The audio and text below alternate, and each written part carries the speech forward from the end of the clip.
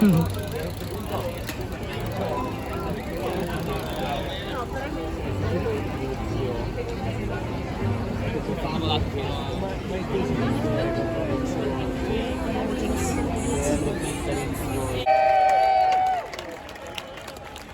think we can do better than that. Race Village, Barcelona, how are we feeling? Are we doing good?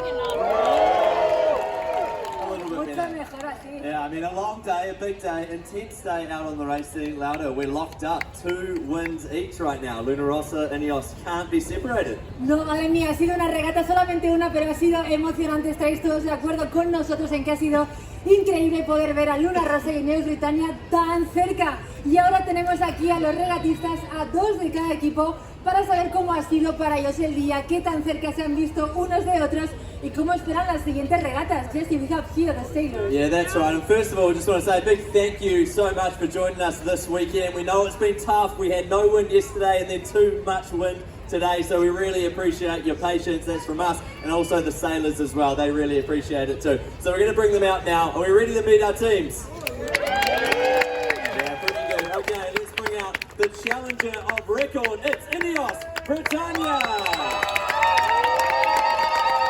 With cycles, and Rossa.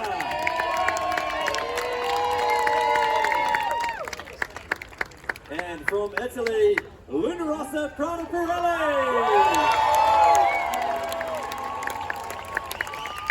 With Nicolas Brezzi and Bruno Rossetti.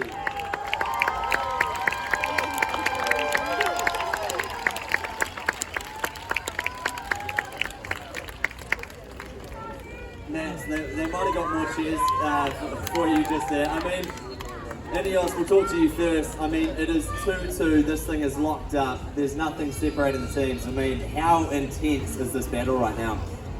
Oh, it's good fun for one, but no, it's good to go out there each race and, you know, each boat's got a pretty good chance of winning, so yeah, you just got to take it one race at a time, as you see today as well. Anything can happen, so yeah, still locked together and we'll go again tomorrow. And Matt, you have to Matt. How close were the boats out there? How scary has it been? They were the close. Boats together, yes. Like racing super close. Here the people was like, wow, oh my god. Yeah, I don't know about you guys, but you don't see an awful lot from the cycle cockpit. But yeah, I mean, super tight racing. I guess that's good for the fans, but harder for us as cycles because you have to absolutely rail it. But no, it's been good. Yeah, like super excited to be in the battle. I think, yeah, frustrating day for us, I think. But yeah, all to play for into next week. What are the comms going on the boat? We heard a little bit, but not a lot. Can you hear Ben when he's kind of chatting to Richard Slater and the umpire and giving him a bit, or do we get that muted quite a lot? What do you guys hear?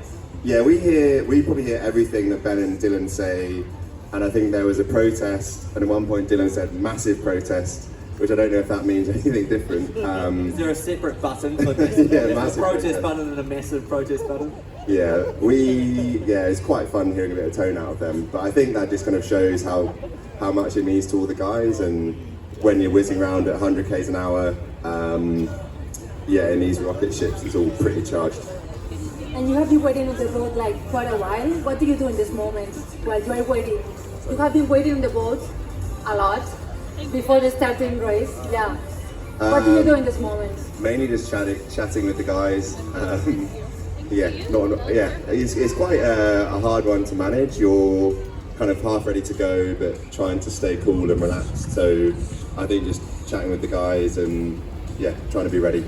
Nicholas, how about you? I mean, this thing can't be separated right now. How's it from Luna Rossa, Prada, Pirelli? What's the mood in camp right now? Well, the mood is great. Obviously disappointed for the first race, but it's amazing that we're 2-2. And if it's going to continue like this, it's going to be a huge series and very demanding. But Nicholas, what happened before the first race? Well, I think everybody saw it. We got a little issue on the mainsail, some broken battens, and so it was the right choice to just pull the main down and have a change.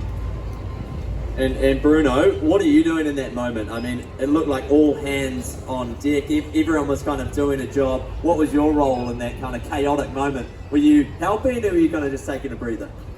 No, everyone else, we try to fix the problem as soon as possible, and because we wanted to try the new sail and to try a little warm up. And so yeah, everyone helps and everyone tries to do something. Like generally, how long does this that process take when you're trying to change a full mainsail like that? I mean, the jib changes are a lot shorter, but generally speaking, how long does it take to change a mainsail? Well, I don't know, but maybe 30 minutes. I mean, generally it would take 30 minutes or more. I don't know how it took today, but it sounded like a world record. How long does it take you guys to change a mainsail? About the same, like 29 and a half.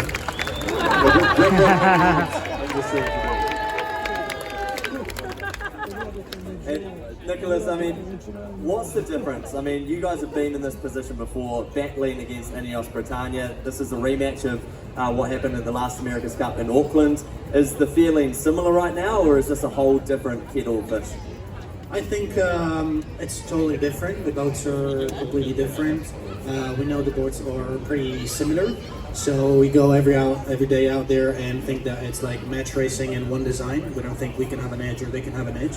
So it's, whereas last time we knew which teams had an edge, and we're wearing one of those. But this time it's different, yeah. Do you genuinely think this is a good chance for either of these teams to have a crack at the America's Cup? The best chance maybe in a very long time? I really do think. I think both teams are super strong, and Emirates Team New Zealand is going to have to look out.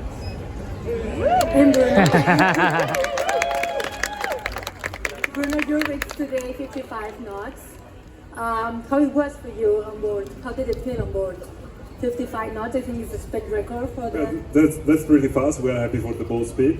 And yeah, from inside the boat is, let's say, a little bit shaky.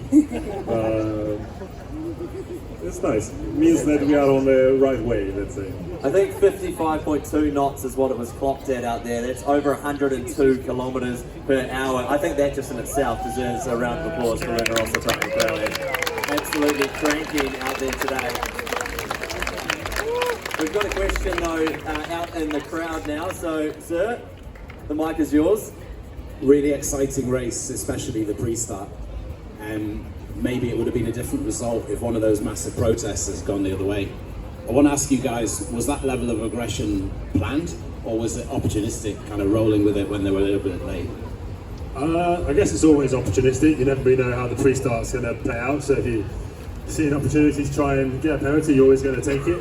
I think frustratingly for us, the umpires didn't really see it the same way we did. So when you go for those moments, they don't quite come off. You can often end up on the back foot. So we were chasing a few penalties today, which we didn't quite get. So a bit frustrating for us on that side of things, but we'll keep battling away. And Coach Rob said there'll be a review and they'll go back and look at it. What does that look like? I mean, does that involve the umpires? Is there a sit down and a discussion face to face with the umpires to go through that? I think that's the last resort, getting face to face. It wouldn't end that well. But we have a look through the data, and we can actually see the same software that the umpires will look at during the racing. So it's quite good for the sailors to then actually realise what it looks like on a software compared to how they feel on the boat. Because when you're sailing these boats, you think kind of at those speeds getting close together feels super marginal. When you look at it back, it's like actually it wasn't that close. But it's one of those things where you haven't got people making decisions who aren't sailing the boat. So it's a bit of a scary one when you're on board. You don't want to push it anymore, but sometimes that's what you have to do to get a penalty. Do you reckon Dylan will look back and go, maybe it wasn't a massive protest, just a normal protest on that one? Okay, I've got a question down here from some Luna Rossa fans. Hi, good evening. We have a question for Nicolas and Bruno. Do you have any lucky charms for the races or something? Yeah, we do. We have the the Dockout show. It's our one of those, and then we got the what's it called? The little cornetto napoletano. It's like a lucky charm from Naples, and yeah, it was in the last campaign right now.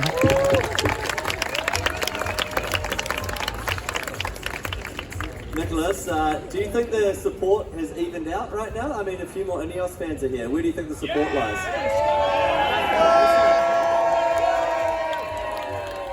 I want to hear the Italians now.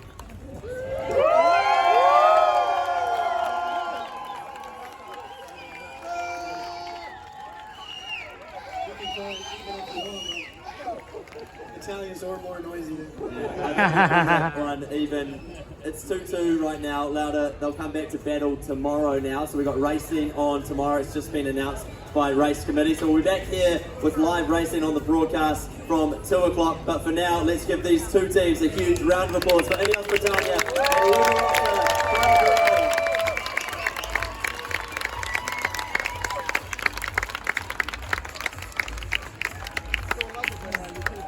I demà serà dia de regates, també tornarem aquí a les 2 de la tarda, 2 i 10, hi haurà la primera regata del dia. Hem de veure com segueix això perquè estan els equips super igualats, 2 punts per cada equip, així que hem de continuar amb la batalla a l'aigua, Jesse. Thank you very much for joining us over the weekend. It's been great racing. It's locked at 2 o'clock, so join us again tomorrow with racing from 2 o'clock. It's 2-2, Rossa, Prada, Pirelli, INEOS Britannia. Thank you. Have a great evening and we'll see you tomorrow.